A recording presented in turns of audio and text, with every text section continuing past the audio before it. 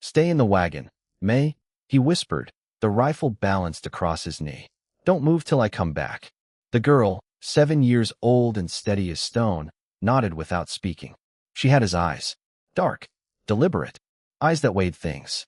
Caleb Harlow eased down from the buckboard, boots finding the packed earth street of Coldwater like a man returning to a graveyard. Familiar, heavy. The town sat in the hollow of two sun-bleached ridges, its false-fronted buildings leaning against each other like drunks at a wake. Wind off the canyon carried dust and the sour twist of sage, and somewhere a dog was barking in circles. He had not meant to come back here. 23 years gone. But the road had run out west of here. Behind him, May watched. She always watched. That was the thing about raising a child alone. She saw him, all of him, the parts he had hidden from the world and the parts he had hidden from himself. He pushed open the door of the boarding house. A bell no longer on its spring clinked. The room smelled of boiled cabbage and wood smoke. A woman stood behind the counter, hair pulled back in the tight braid she had worn at 18, now streaked with iron gray. New lines around her mouth. Lines she had earned. Room for the night, Caleb said, flat. 2. Me and the girl. She looked up. The broom clattered against the floorboards. Dust to dust, she breathed. Lord God, Caleb? He did not move. His hand stayed on the doorframe, knuckles white, and the whole long years crashed down on him like a fall of timber. Mrs. Emery, he said, because she was no longer the girl who had braided his name into the fence post at the Brant place in the spring of '83. Because she was somebody else now, and so was he. But she was not wearing black. Her hand that had dropped the broom was bare of any ring. Abigail, he corrected, and the name felt like picking up a cold gun. She crossed the floor. Slowly. Her boots scuffed the warped boards with the rhythm of a heart that knew what it was doing and had decided to do it anyway. She stopped close enough that he could see the small scar on her collarbone. From the day the fence wire had bitten her, the day he had carried her to the house, and her father had nearly shot him for holding her arm. It is you, she said. It is me. And the girl in the wagon. Who is she, Caleb? He swallowed. The words were stones. My daughter. Her name is May. She is 7. I have been raising her alone since the morning she was born. Abigail's lips parted. Not surprise. The slow dawning of a person who had built her life on the premise that everything was settled, and now felt the wrongness underfoot. Alone, she repeated. Her mother left before the cord was cut. Said the child would break me. Said she was leaving to save me from it. The old laugh, dry and ugly, rose in his chest. As if anything since has been easy enough to call saved. Abigail's hand came up, not to touch him. It hovered an inch from his shirt, as if warmth were still something one had to ask permission for. Bring her in, she said. Back room. There is bread. He nodded. He crossed the street and led May down from the wagon. The girl's hand, small and warm, slid into his with the certainty of river into a canyon. It knew where it was going. She looked up at Abigail and tilted her head, the way she always did when deciding whether to trust a person. Are you a friend of my father? Abigail's smile broke open like a struck match. Slow, then sudden, then full. I am trying to remember, she said. She took May's other hand and walked her inside. Caleb stood on the porch. His hand found the alfalfa tin in his coat.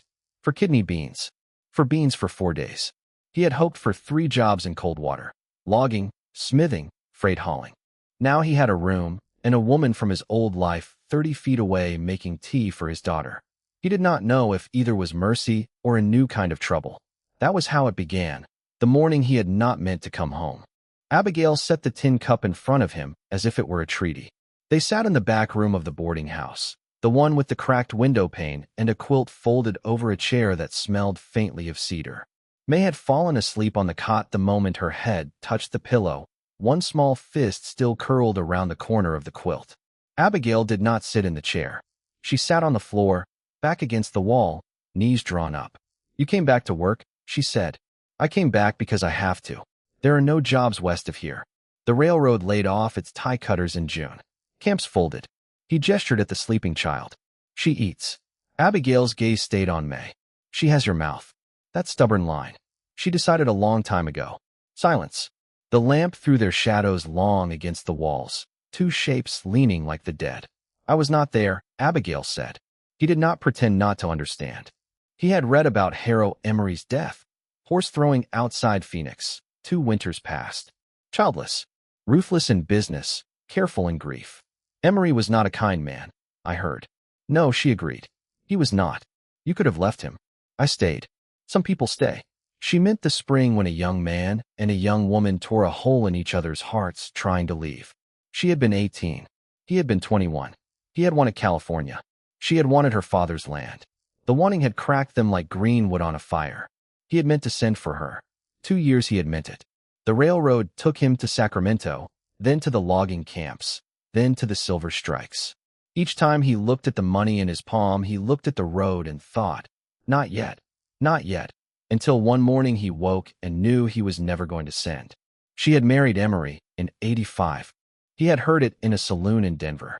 You look at her, Abigail said, like a man staring at a coal he has to keep alive. She is. She nodded. I have money. Not the kind that needs to be apologized for. Harrow left me the boarding house and 1,000 acres of grazing. His spine went rigid. I am not asking for a. I know what you are not asking for. I am talking about May. She needs to eat tomorrow. You need work. I have work. The freight wagons need drivers. The smithy has been sick since March. You offering me charity? I am offering you a job, Caleb. Her voice hardened enough to cut tin. Men in this town don't want Emery's wife driving freight. They want a man in the seat. They would take you even if you came in smelling of pig. And if I take your money, Abigail, what am I? She leaned forward. The cedar scent on her shoulder rose warm in the room. You are a father. That is what you are. You stopped being whatever else the moment she was born. The lamp guttered.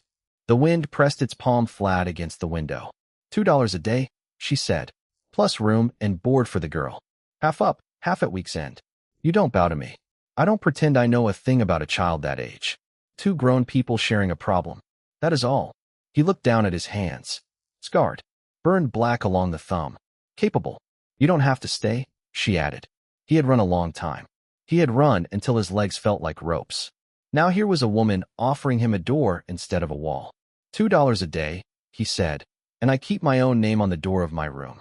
You can paint it in your own blood, Caleb Harlow, so long as she eats. He stood. He did not know what came next. He bent his head. Only that. And she accepted it. And 2 people had made a treaty.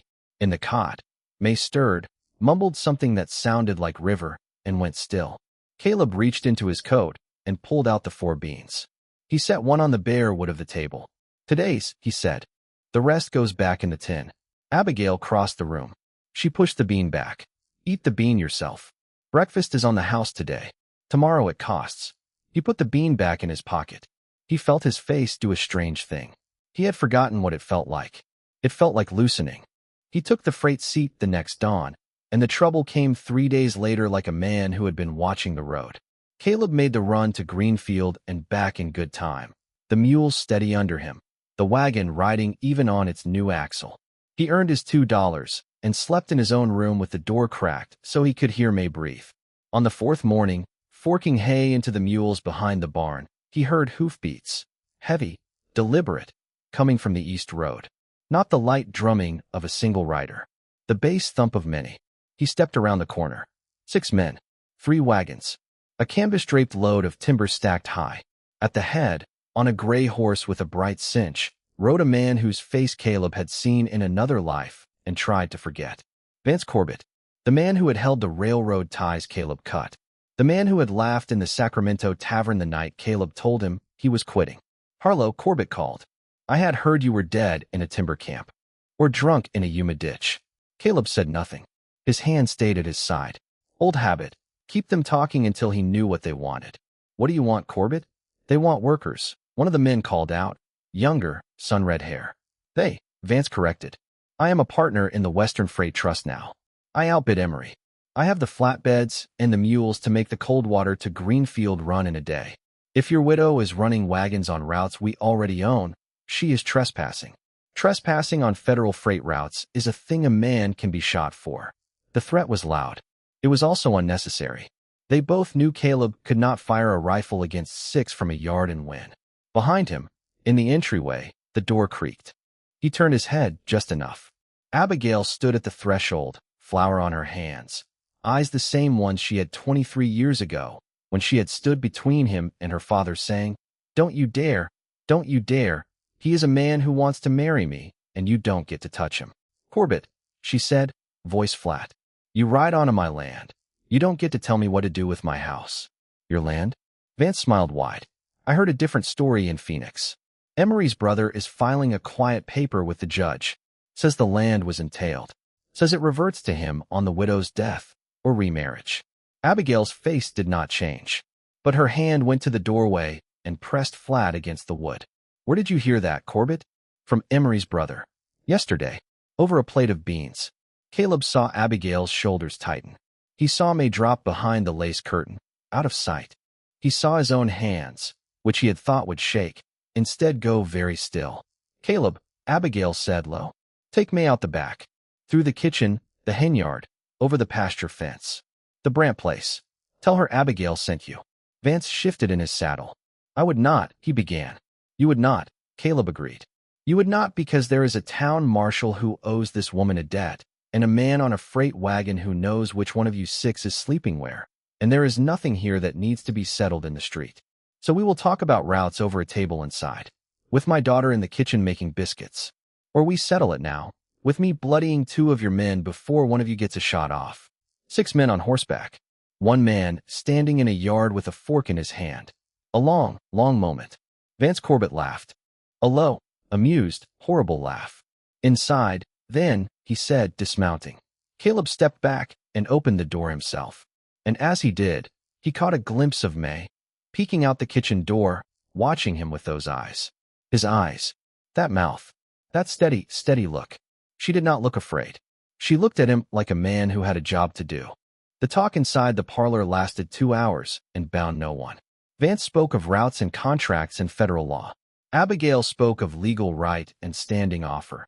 And she produced, from a leather envelope, the deed to the grazing land, signed in Emery's hand and witnessed by the county clerk, with a clause buried in the small print that said the land passed to her in fee simple, free, and clear, on Emery's death.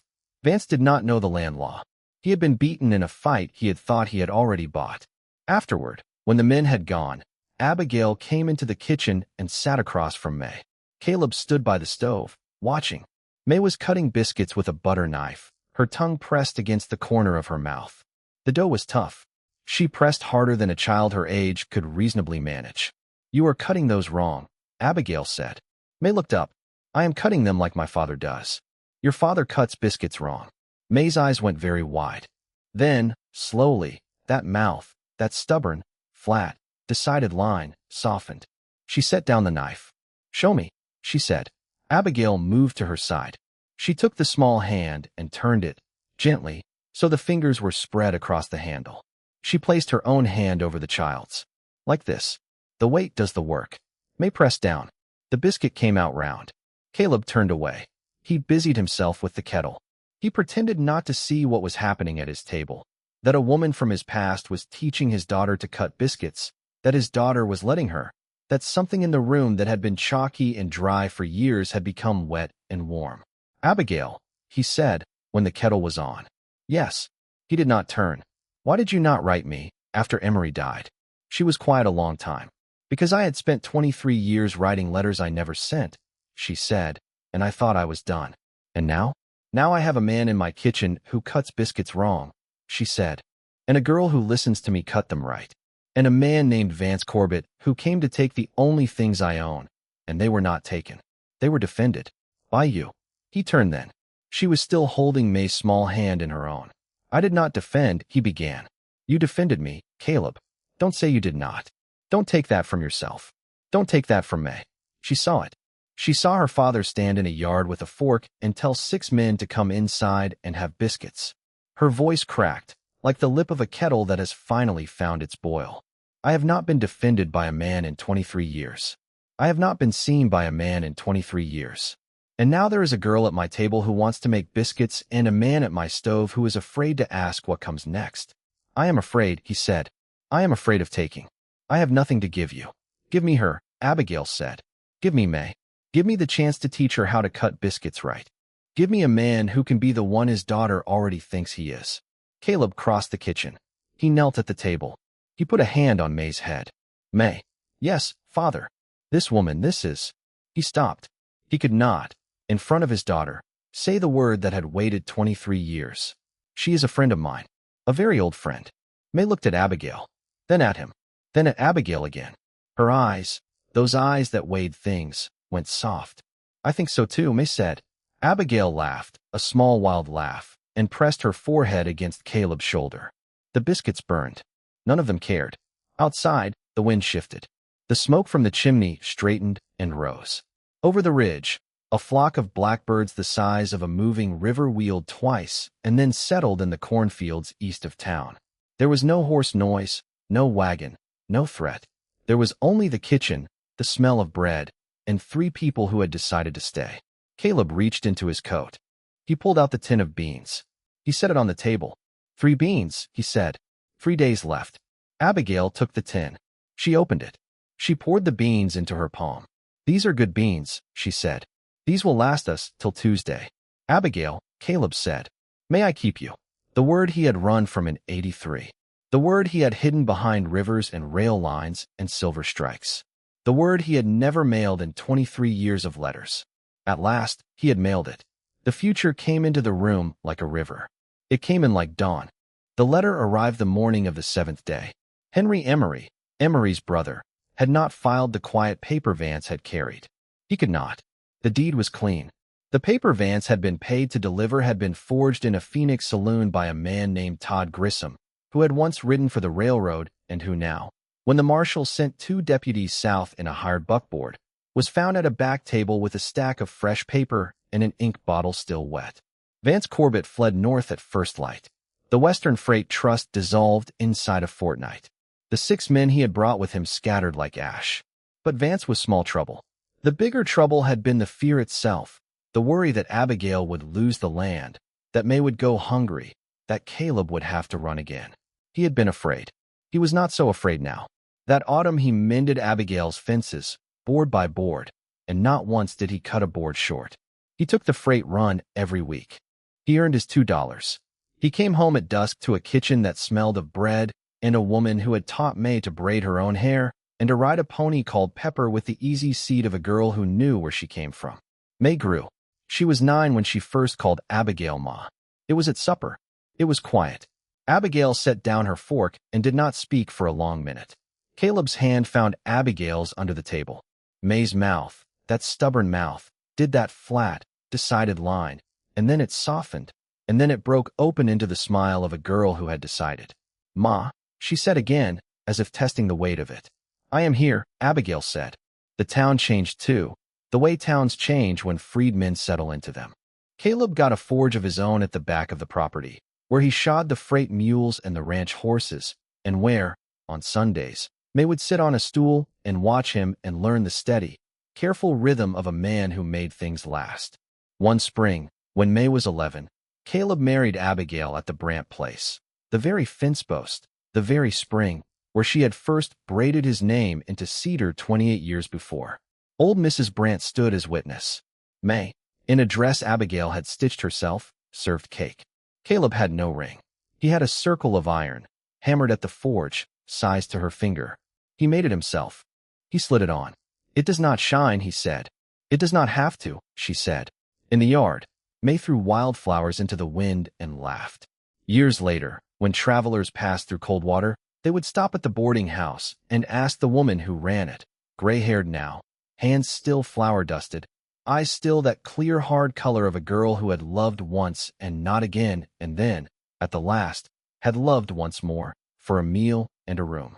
And May would seat them at a long table, and Caleb would pour the coffee, and the house would smell of biscuits and pine, and the first names carved into the fence post outside the kitchen window.